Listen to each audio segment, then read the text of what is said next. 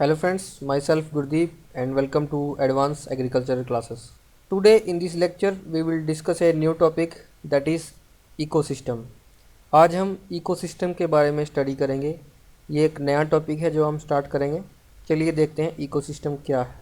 So let us start with ecosystem. Ecosystem means the self-sustaining structural and functional interaction between living and non-living components. तो मैंने कहा self sustaining structure and function.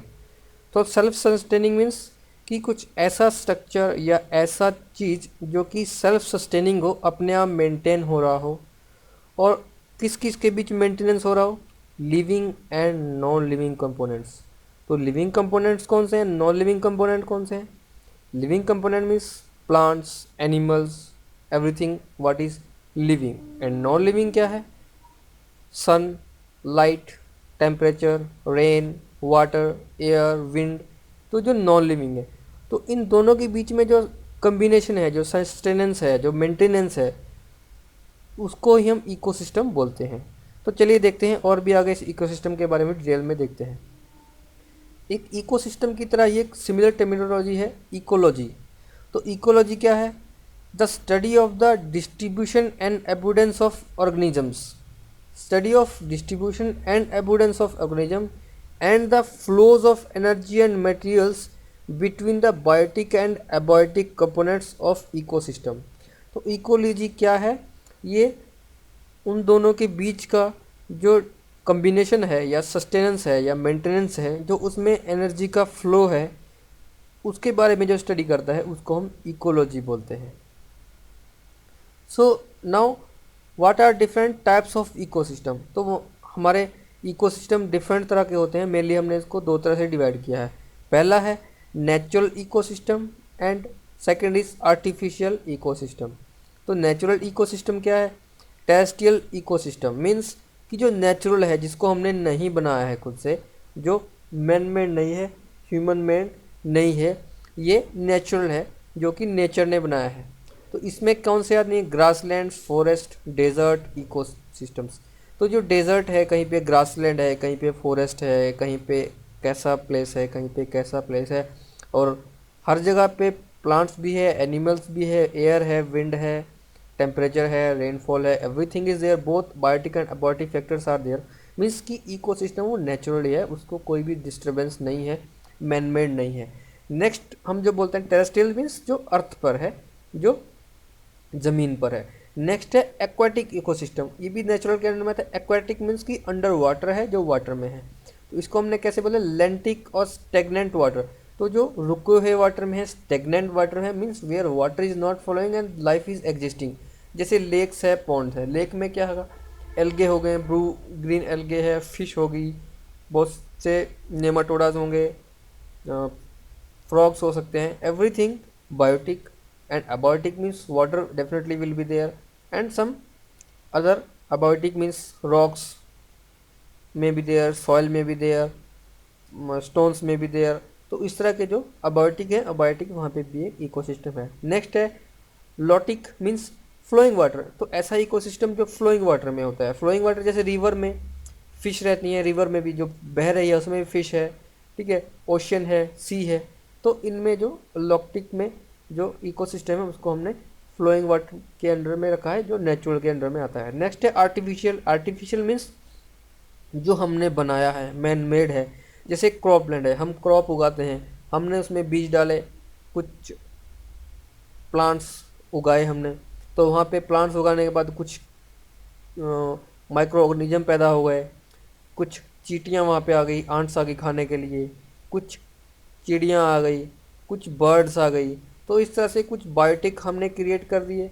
कुछ abiotic हमने क्या किया? उसमें soil apply किया, फर्टिलाइजर अप्लाई किया, हमने एयर दे रहे हैं उसमें. We are applying the water, we are artificially applying the irrigation means we are working as a rain, कि हमने उसमें आर्टिफिशियली वाटर अप्लाई कर रहे हैं. तो एक तरह से रेन का काम हो रहा है, यानी हमने biotic and abiotic both factors we are applying. तो नेक्स्ट है गार्डन हमने बना दिया, एक्वेरियम ले लिया, पार्क क्रिएट किया, या किचन गार्डन्स हैं. तो इन सब में हमने आर्टिफिशियल इकोसिस्टम को रखा है. नेक्स्ट है some definition related to the ecosystem. Ecosystem defined area in which the community lives with interaction taking place among the organism between the community and its non living physical and environmental conditions. Same चीज़ है, मैंने जो पहले बोल दिया। The an ecosystem is formed by the interactions between all the living and non living things, ये भी इसको बोल सकते हैं, ये भी मैंने बोल दिया। How do living and non living things interact in an environment, तो ये कैसे इंटरेक्ट करते हैं इसके बारे में हम आगे डिटेल में देखते हैं। देन और भी जो हमने और डिटेल में देखने की कोशिश की, इकोसिस्टम क्या है, regularly interacting and interdependent components forming a unified whole, ये एक अलग ही डेफिनेशन दी है। Regular interaction and inter independent, तो जो रेगुलर इंटरेक्शन है बायोटिक और एबायोटिक फैक्टर्स में, जो उसकी डिपेंडेंसी है, वो दोनों एक दूसरे पे डिपेंड है कि सॉइल में प्लांट्स तभी उगेंगे जब वहाँ पे सॉइल होगी, वाटर अप्लाई किया मीन्स एबायोटिक फैक्टर्स तो होंगे, ठीक है। तो ये दोनों एक दूसरे पे डिपेंडेंट हैं, तो तभी सब सॉइल भी फर्टाइल है, उसका भी तभी फ़ायदा है जब उसमें कुछ उगाया जा सके, उसमें कोई जैविक तत्व उसमें पैदा हो सके। तो ये इस तरह से यूनिफाइड होल बनाते हैं दोनों मिलके। नेक्स्ट डेफिनेशन क्या दी है, an ecosystem a community and its physical environment treated together as a functional system. तो कम्युनिटी है जिसमें फिजिकल इन्वायरमेंट में दोनों को फंक्शनल सिस्टम के रूप में देखा जाता है, उसको भी हम इकोसिस्टम या इकोलॉजिकल सिस्टम बोलते हैं। तो नेक्स्ट हम देखते हैं कि फंडामेंटल कैरेक्टरिस्टिक्स क्या है इकोसिस्टम की। इसमें स्ट्रक्चर होना चाहिए, प्रोसेस होना चाहिए और चेंजेस होने चाहिए। तो स्ट्रक्चर क्या है, लिविंग बायोटिक स्ट्रक्चर है, नॉन लिविंग एबायोटिक स्ट्रक्चर है। फिर प्रोसेस कौन सी है, एनर्जी फ्लो है। तो ऑब्वियसली जब हम एक इकोसिस्टम को स्टडी करते हैं तो वहाँ पे एक एनर्जी फ्लो होता है। एनर्जी फ्लो का मतलब है कि जो भी बायोटिक थिंग्स हैं या बायोटिक फैक्टर्स हैं वो जीवित हैं। जीवित कैसे हैं, क्योंकि उनमें एनर्जी का प्रवाह हो रहा है, energy is flowing there in between. तो एनर्जी का जब फ्लो हो रहा है वन टू अनदर, मीन्स कि बायोटिक टू अबायोटिक और बायोटिक टू अबायोटिक, जब ये फ्लो हो रहा है एक दूसरे के बीच में, तो तभी वहाँ पे जीवन संभव है। तो इस तरह से एनर्जी फ्लो होना ज़रूरी है।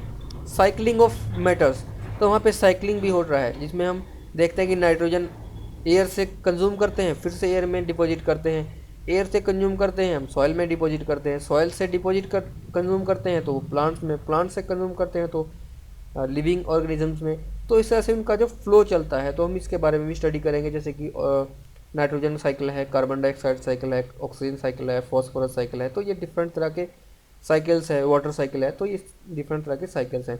नेक्स्ट है चेंज। तो इकोसिस्टम में चेंज होना जरूरी है। वो कैसा हो सकते हैं, डायनेमिक हो सकते हैं, not static means they can occur at a sudden, तो सडनली इसमें एक डायनेमिक चेंज हो सकता है, या सक्सेशन में हो सकता है, या धीरे धीरे धीरे उसका इवोल्यूशन हुआ हो, इवॉल्व हुआ हो, तो उस तरह से भी चेंज आ सकते हैं, जरूरी नहीं कि उसमें सडन चेंज हो। तो the biotic component of ecosystem, तो बायोटिक कंपोनेंट्स कौन से हैं और एबायोटिक कंपोनेंट्स कौन से हैं, तो इसमें मैंने आइडेंटिफाई किया है। तो जैसे हीट है, ये एबायोटिक फैक्टर है, ये हीट है, सन एनर्जी से आ रहा है हीट, है ना। तो जो प्लांट्स हैं ये और बायोटिक है, डिफरेंट एनिमल्स हैं ये बायोटिक्स हैं। तो इस तरह से इन सब में एनर्जी का फ्लो हो रहा है। फ्लो कैसे हो रहा है, जो सन से एनर्जी आई, हीट एनर्जी, वो प्लांट्स ने कंज्यूम की, प्लांट्स के हमने प्रोड्यूस बनाए, कुछ प्रोडक्ट्स बनाए, तो वो कंज्यूम किया ह्यूमन ने, एनिमल्स ने, तो उसमें कुछ हीट एनर्जी लॉस हो गई। तो जो हीट एनर्जी बची एनर्जी, वो आगे नेक्स्ट जो चेन है उसने उसको कंज्यूम किया, डिकम्पोजर्स ने उसको कंज्यूम किया, फंगीज ने, बैक्टीरिया ने, तो उसमें कुछ एनर्जी उनने कंज्यूम की और कुछ एनर्जी फिर से एनवायरनमेंट में लॉस हो गई, और फिर से जो दूसरी बची एनर्जी फिर से एबायोटिक केमिकल्स के रूप में फिर से एनवायरनमेंट में चली गई। इस तरह से ये साइकिल चलता रहता है एनर्जी का और हीट का। नेक्स्ट है कंज्यूमर्स, किसको बोलते हैं हम, तो उसमें डिफरेंट तरह के क्लासेस बनाई गई हैं कंज्यूमर्स को। तो कौन सी है, प्राइमरी, सेकेंडरी एंड टर्सरी। तो इसके डिफरेंट स्टेज हैं, प्राइमरी स्टेज है, सेकेंडरी स्टेज है, टर्सरी स्टेज है। तो जैसे हमने इसको प्राइमरी बोल दिया, इसको सेकेंडरी या टर्सरी, या इसको प्राइमरी, इसको सेकेंडरी, टर्सरी, ये भी अलग अलग तरह से डिवाइड होता है। तो इसमें कौन कौन से होते हैं, पहले देखते हैं हम हार्बीवियर्स। हार्बीवियर्स कौन से हैं, जो प्लांट ईटर्स हैं, मीन्स वेजिटेरियंस, जो कि सिर्फ प्लांट्स को खाते हैं, उसको हम हार्बीवियर्स बोलते हैं। कुछ ऐसे कंज्यूमर्स हैं जो कि कॉर्नवेवियर्स हैं, सिर्फ मीट खाते हैं, मीट ईटर्स, मीन्स कि जैसे हार्बीवियर्स कौन से हैं, काऊ, बफेलो, ऑक्स एट्सेट्रा। और जो कॉर्नवेवियर्स कौन से हैं? लॉयन, शेर, टाइगर, तो ये कॉर्नवेवियर्स हैं जो कि मीट खाते हैं। नेक्स्ट है omnivores, mix plant and animal diet. तो ऐसे कुछ कंज्यूमर्स हैं जो कि ओमनीवेवियर्स हैं, मीन्स कि दोनों चीज़ खाते हैं, जैसे डॉग हो गया, कॉक, कैट। तो इसको हार्बर्स भी खाते हैं और कॉर्न्स भी खाते हैं। तो ये कार्निवेयर्स और हार्बिवर्स के कम्बिनेशन, जिसको हम मिक्स प्लांट और एनिमल डाइट मीन्स की ओमनिवर्स बोलते हैं। नेक्स्ट है अबायोटिक कंपोनेंट्स ऑफ इकोसिस्टम। तो अबायोटिक कंपोनेंट्स कौन से हैं? आउटसाइड एनर्जी सोर्स, वो कौन सा है? वन एंड ओनली वन, सन है आउटसाइड एनर्जी सोर्स। सिर्फ हमारे पास एनर्जी सोर्स क्या है? सिर्फ सन है। We are getting only energy from sun.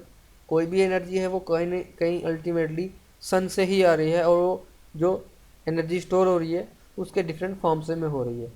The physical factor that determine the weather climate, जो वेदर क्लाइमेट कैसे है, वेदर हो गया, क्लाइमेट हो गया, रेन, ये सब जो अबायोटिक फैक्टर है। Then chemical essential for life, ये भी अबायोटिक कंपोनेंट्स में आते हैं, जिसमें कि एसेंशियल केमिकल्स हैं, फर्टिलाइजर्स है, ये सब कार्बन डाइऑक्साइड हो गया, ये जितने भी केमिकल्स हैं जो भी हम यूज़ कर सकते हैं उनको हम अबायोटिक कंपोनेंट्स में रखते हैं। नेक्स्ट है आउटसाइड एनर्जी सोर्स क्या है? मैंने बोला कि outside energy source one and only one क्या है? सन है। सन से ही अल्टीमेटली एनर्जी आ रही है, जो कि कहीं ना कहीं किसी न किसी रूप में कंज्यूमर्स में स्टोर हो रही है और आगे फर्दर वो ट्रांसफ़र हो रही है। तो देखते हैं कि सन से जो एनर्जी आ रही है वो बहुत सी रेज़ का कम्बिनेशन, अल्ट्रावायलेट रेज है, विजिबल रेज है, माइक्रोवेव्स है, या उसमें इंफ्रारेड वेव्स है। तो सब तरह की उसमें वेव्स हैं। तो इसमें हमारी जो जो अर्थ तक मेनली पहुंचती है वो विजुअल रेंज पहुंच पाती है। तो विजुअल रेंज कैसे न कैसे ऑब्जर्व होती है, जो absorb by ozone layer ultraviolet range observe कर लेती है।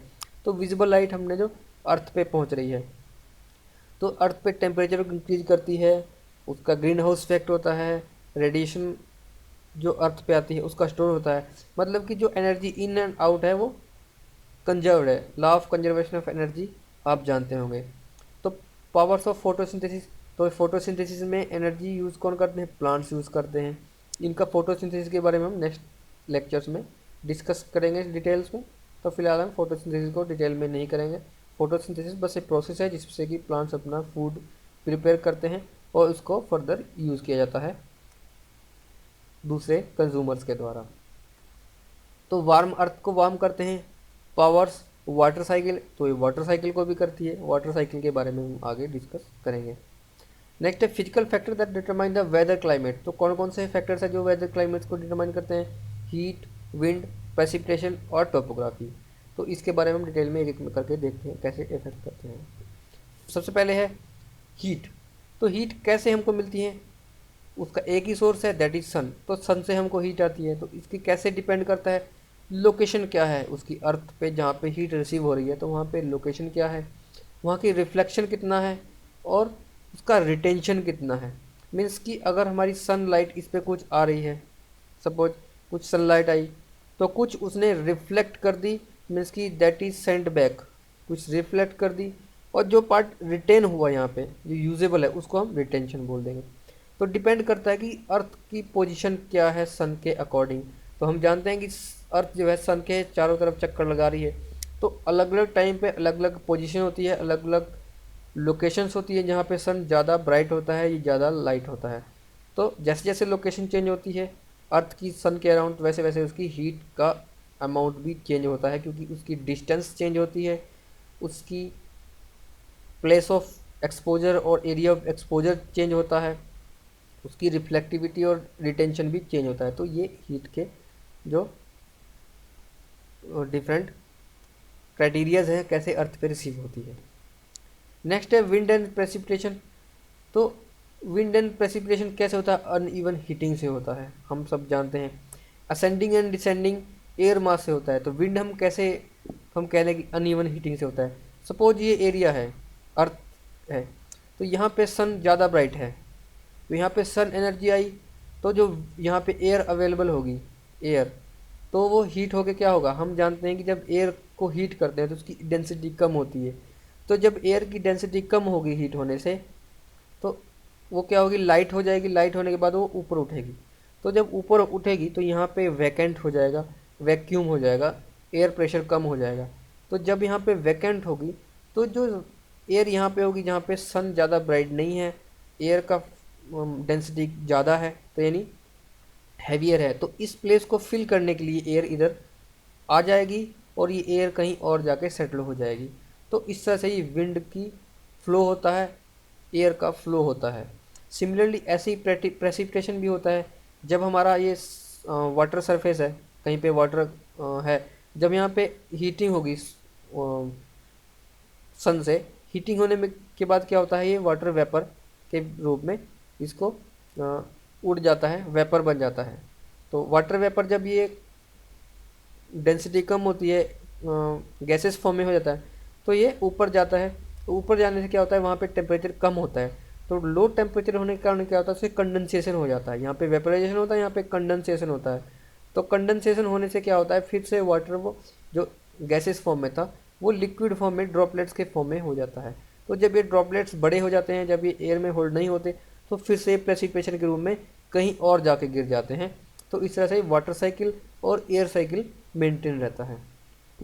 नेक्स्ट है केमिकल्स एसेंशियल फॉर लाइफ। तो कुछ केमिकल्स हैं जो एसेंशियल है लाइफ के लिए, वो भी एक अबायोटिक फैक्टर है। तो वो कैसे है, एलिमेंट्स एंड कंपाउंड्स। कुछ एलिमेंट्स हैं, कुछ कंपाउंड्स हैं। एलिमेंट्स कौन से हैं, जैसे ऑक्सीजन हो गया, नाइट्रोजन हो गया, तो ये सब एलिमेंट्स हैं। और कंपाउंड्स क्या है, जब इन दोनों को हम कंबाइन करते हैं किसी स्पेसिफाइड प्रोपोर्शन में, जैसे NO2 हो गया या SO2 हो गया, ये कोई भी एलिमेंट है जिसको मिला के हम एक कंपाउंड बना सकते हैं। तो इस तरह से एलिमेंट और कंपाउंड्स बनते हैं। तो recycle between the biotic and abiotic factors, ये पार्ट्स। तो ये रिसाइकल होता है बायोटिक एंड एबायोटिक में, ये मैं पहले भी डिस्कस कर चुका हूँ सिंपली। Limiting factors principle. तो लिमिटिंग फैक्टर प्रिंसिपल कौन से हैं, टू मच और too little of any biotic और अबायोटिक फैक्टर कैन लिमिट और prevent growth of any population even if all other factors are optimal for the population. तो ये कहने का मतलब है कि अगर किसी प्लेस पे कुछ बायोटिक फैक्टर्स भी है, एबायोटिक फैक्टर्स भी है, अगर वहाँ पे किसी एक की भी कमी हो जाती है, तो वहाँ पे पॉपुलेशन को ग्रोथ होने में बहुत ही प्रॉब्लम हो सकती है, भले ही बाकी फैक्टर ऑप्टिमम अमाउंट में अवेलेबल हो। सपोज कहीं पे हम प्लांट्स उगाने की कोशिश कर रहे हैं, हम क्रॉप उगा रहे हैं, और वहाँ पे वाटर भी अवेलेबल है, फर्टिलाइजर्स अवेलेबल है, हम सब कुछ उसको दे रहे हैं प्लांट्स को, बट सनलाइट अवेलेबल नहीं है। तो सनलाइट सिर्फ एक फैक्टर होने के कारण, भले ही हमारे पास इरिगेशन अवेलेबल है पूरी मात्रा में, जितने भी रिक्वायरमेंट है हमारे पास, seeds everything we have with, but sunlight नहीं है, एक फैक्टर लिमिटिंग है। तो वहाँ पे हम क्रॉप को कभी भी उगा नहीं सकते अच्छे से, या उगा ही नहीं पाएंगे, उसमें फ्लावर नहीं होगी, या उसकी ग्रोथ नहीं होगी, जर्मिनेशन नहीं होगा टेम्परेचर नहीं होने से। तो एक फैक्टर के कारण भी हम उसमें उसको बढ़ा नहीं सकते इकोसिस्टम को। Single factor most over abundant और deficit in an ecosystem determine the presence and absence of specified plants animal.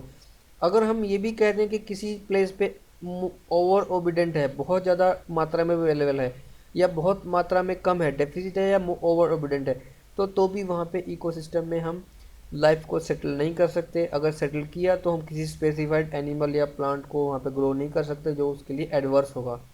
यानी जो उसके फेवरेबल कंडीशन होगी उसको ही हम रख पाएंगे, बाकी किसी को नहीं रख पाएंगे।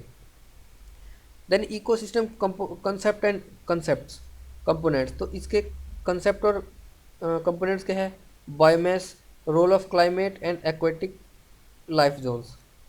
तो बायोमास क्या है, डिटरमाइन प्रिंसिपली बाय प्रेसिपिटेशन। तो प्रेसिपिटेशन के बारे में, प्रेसिपिटेशन के कारण ये डिटरमाइन किया जाता है।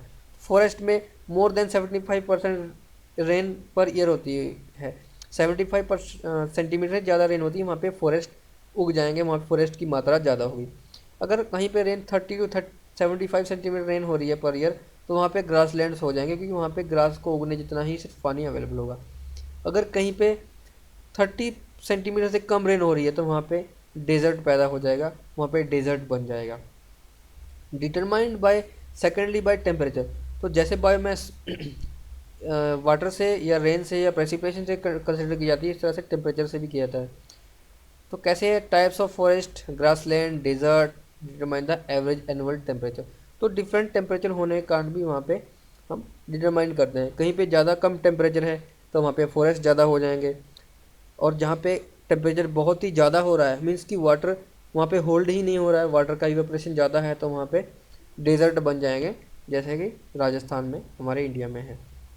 नेक्स्ट है एक्वेटिक इकोसिस्टम। एक्वेटिक सिस्टम में क्या है, मैराइन है, एस्चुरी है, फ्रेश वाटर है। तो तीन तरह के हैं। Types determined by the depth, nearness of शोर, साइज, वाटर मूवमेंट। तो इस तरह से मराइन मीन्स की जो सी शोर में है, एस्चुरीज या फ्रेश वाटर, तो ये बहते वाटर में या फ्रेश वाटर में, इस तरह से इकोसिस्टम्स हैं। नेक्स्ट है इकोसिस्टम फंक्शंस। तो इकोसिस्टम फंक्शन कैसे करता है, one way flow of energy और साइकिल ऑफ मैटर।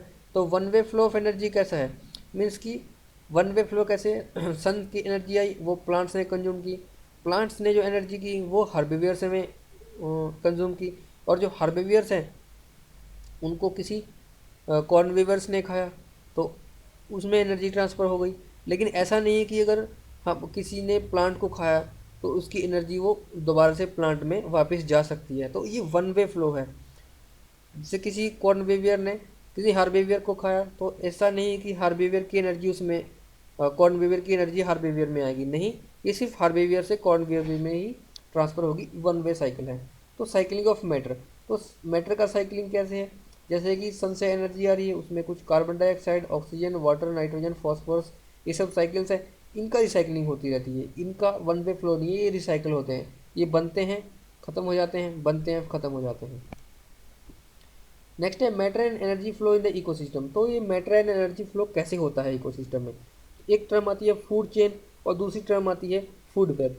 तो फूड चेन क्या होती है, फूड चेन जिसको हम बोलते हैं, देखो सोलर एनर्जी से प्लांट्स ने एनर्जी कंज्यूम की, प्लांट से एनर्जी किसने की, ये जो प्लांट को छोटे कीड़े खाते उनमें एनर्जी फ्लो हुई, उसके बाद नेक्स्ट उसको हार्बीवियर ने खाया। तो इस तरह से ये प्लांट चेन बनी है, एक छोटी चेन जो कि एक से दो या तीन की स्ट्रेट चेन होती है।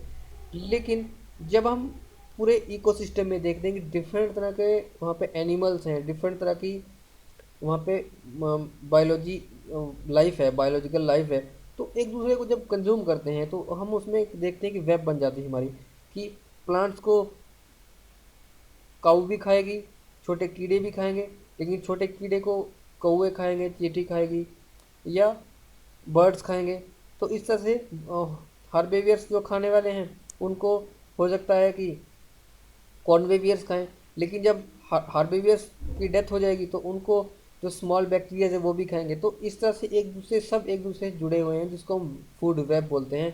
तो जब सबका कम्बिनेशन हम देखते हैं तो उसको फूड वेब बोलते हैं। तो देखो जैसे हमने देखा कि प्रोड्यूसर प्लांट है, तो इसको हम फर्स्ट ट्रॉपिक लेवल बोलते हैं। तो उसको प्लांट्स को खाने वाले जो नेक्स्ट आएंगे उसको हमने सेकेंडरी ट्रॉपिक लेवल बोल दिया। और नेक्स्ट जब जो उनको खाने वाले हैं उसको हमने टर्सरी या टर्री थर्ड ट्रॉपिक लेवल बोल दिया। तो उसके बाद इस तरह से बढ़ते जाएंगे। ये मैंने एक यहाँ पे फूड वेब को दिखाया है। तो प्राइमरी प्रोड्यूसर कौन है, प्राइमरी टू सेकेंडरी कंज्यूमर कौन है, secondary to next level consumer कौन है। देखो यहाँ पे प्लांट्स है, वहाँ पे रेट खा रहे हैं प्लांट्स को, प्लांट्स रेट को खाने के लिए एक स्नेक भी रेडी है, और स्नेक को खाने के लिए ईगल रेडी है, ईगल और बहुत सारे जानवर को खाने के लिए रेडी है, छिपकली को, जैक को। तो इस तरह से सब जो एक दूसरे का जो चेन बनाए हैं इसको हमने फूड वेब बोला है। इकोलॉजिकल पिरामिड, तो इकोलॉजिकल पिरामिड क्या है, तो इकोलॉजिकल पिरामिड ये है the pyramid of energy flow. Energy flow कैसे होता है, तो एनर्जी फ्लो होता है, ये एक लॉ है कि अगर हम एक लेवल से दूसरे लेवल में जाते हैं, सिर्फ वी कैन ओनली कंज्यूम और we can retain 10% of the energy from the previous level. तो जितनी एनर्जी इस लेवल पे थी अगर हम उसको कंज्यूम करेंगे उसका 10% ही हमें रिटेन हो पाएगा, 90% वो लॉस हो जाएगी इन्वायरमेंट में। Ecological efficiency 10%। Pyramid of the biomass, biomass है, पिरामिड ऑफ द नंबर्स। तो देखो यहाँ पे दिखाया है जैसे 10,000 energy available at the each trophic level. Suppose इस लेवल पे 10,000 कैलोरीज या कितना भी बोले हम एक यूनिट में इसकी एनर्जी यहाँ पे अवेलेबल थी। तो जब वो नेक्स्ट में जाएगी, जब यहाँ पे 1000 हो जाएगी 10, जब इसको नेक्स्ट लेवल खाएगा 1000 ही बच पाएगी। तो जब उसको नेक्स्ट लेवल कंज्यूम करेगा तो उसमें सिर्फ 100 यूनिट ही बच जाएगी। और जब नेक्स्ट लेवल उसको खाएगा तो सिर्फ 10 यूनिट ही बच जाएगी। तो इस तरह से उसका एनर्जी का अमाउंट कम होते जाता है। बायोकेमिकल और न्यूट्रिएंट साइकिल। तो बायोकेमिकल एंड न्यूट्रिएंट साइकिल क्या है, हाइड्रोलॉजिकल साइकिल क्या है, गैसियस साइकिल क्या है, कार्बन नाइट्रोजन साइकिल क्या है, सेडिमेंट्री साइकिल, पीएसएस साइकिल। तो हम देखते हैं हाइड्रोलॉजिकल साइकिल या वाटर साइकिल। मैंने पहले इसके बारे में थोड़ा डिटेल में थोड़ा डिस्कस किया कि जैसे यहाँ पे सनलाइट है, सनलाइट से हीट आई, हीट से क्या हुआ, पूरे एरिया से वाटर का इवापोरेशन हुआ, वेपराइजेशन हुआ, सब जगह से वाटर लॉस हुआ। तो जहाँ पे भी हीट पहुँची सन की, वहाँ से वाटर वेपर बनी और वहाँ से लॉस हुआ। तो वाटर वेपर लॉस हुआ तो ये यहाँ पे क्लाउड्स के फॉर्म में बन गए। जो क्लाउड्स ये एयर के साथ में उनको दूसरे प्लेसेस पे कैरी किए गया, दूर दूर तक चले गए। तो जब बहुत हाइट पे जाने के बाद क्या हुआ, कंडेंसेशन हो गया, क्योंकि ज़्यादा हाइट पे जाने पे वहाँ पे टेम्परेचर कम होता है। तो जैसे ही कम टेम्परेचर आया वहाँ पे तो कंडेंसेशन हो गया। तो कंडेंसेशन होने के कारण क्या हुआ, वो ड्रॉपलेट्स में चेंज हो गया, और जब ड्रॉपलेट्स फिर से नीचे आ गई तो फिर वो रेन बन गई। तो रेन फिर से जो रेन का रन ऑफ जनरेट हुआ वो नदियों में मिल गया या रिवर्स में मिल गया। तो फिर से वो रिवर्स बह के सी में या समुद्र में मिल जाता है और फिर से यहाँ से इवापोरेशन होना स्टार्ट होता है। तो इस तरह से ये पूरा एक साइकिल बन जाता है, जो कि वाटर साइकिल को कहलाता है, हाइड्रोलॉजिकल साइकिल कहलाता है। नेक्स्ट है कार्बन साइकिल। तो सेम है कार्बन साइकिल भी। कार्बन साइकिल कैसे, driven by biological forces, photosynthesis and respiration. तो मेन साइकिल कैसे है, तो फोटोसिंथेसिस में क्या करते हैं, हम जानते हैं कि कार्बन डाइऑक्साइड यूज़ होता है फोटोसिंथेसिस में। जो भी कार्बन डाइऑक्साइड कौन प्रोड्यूस करता है, जितने भी लिविंग ऑर्गेनिजम्स हैं वो सब कार्बन डाइऑक्साइड को प्रोड्यूस करते हैं। और उस कार्बन डाइऑक्साइड को यूज़ कौन करता है, प्लांट्स यूज़ करते हैं। और जब प्लांट्स यूज़ करते हैं कार्बन डाइऑक्साइड को, और जब प्लांट्स अपना फूड प्रिपेयर करते हैं फोटोसिंथेसिस के बाद, तो वो रेस्पिरेशन करते हैं, और रेस्पिरेशन में वो ऑक्सीजन को निकालते हैं। तो जो ऑक्सीजन जो प्लांट्स निकालते हैं उसका हम यूज़ करते हैं लिविंग ऑर्गेनिजम्स। तो इस तरह से दोनों का जो बैलेंस है वो बना रहता है। हम हमारा कार्बन डाइऑक्साइड प्लांट्स के लिए और प्लांट्स का ऑक्सीजन हमारे लिए एसेंशियल है। तो इस तरह से ये कार्बन साइकिल बना रहता है। तो कार्बन साइकिल और भी तरह से है, जैसे प्लांट्स है, एनिमल्स है, उनकी डेथ हो गई, डेथ हो जाने के बाद उनको जो उनकी डिसइंटीग्रेशन हो जाएगा या उनका डिकम्पोज हो जाएंगे, तो वो डिकम्पोज होने के बाद फॉसिल्स में बदल जाएंगे। उनका जब हाई प्रेशर में आएंगे या वो उनके जो भी बच जाएंगे तो वो फॉसिल्स में चेंज हो जाएंगे। तो फॉसिल्स के अल्टीमेटली कार्बन होते हैं। तो कार्बन को जब फिर से ओपन होते हैं 1000 ईयर्स के बाद, तो फिर से जब जो भी उसका यूटिलाइजेशन होगा टाइम के अकॉर्डिंग या नीड के अकॉर्डिंग, तो फिर से वो एनवायरनमेंट में ही चले जाएंगे। तो इस तरह से ये कार्बन साइकिल भी मेंटेन रहता है। नेक्स्ट है नाइट्रोजन साइकिल।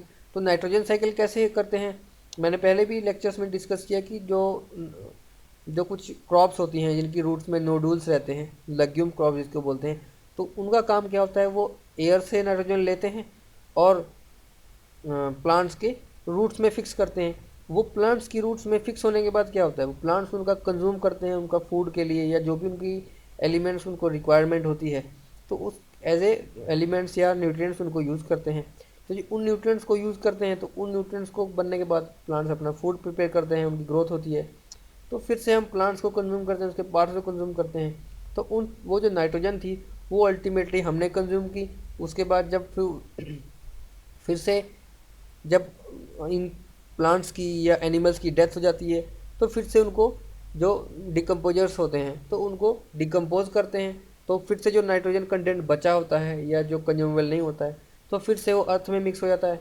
तो फिर से वही नाइट्रोजन अर्थ में न्यूट्रिएंट्स के रूप में सॉइल में होती है, वो फिर से प्लांट में फिक्स होती है, प्लांट्स को कंज्यूम करते हैं। और सिमिलरली जो प्लांट जो लेग्यूम क्रॉप्स होती हैं वो एयर से भी लेती रहती हैं। तो इस तरह से हम देखते हैं कि जो पूरा साइकिल है ये चलता रहता है।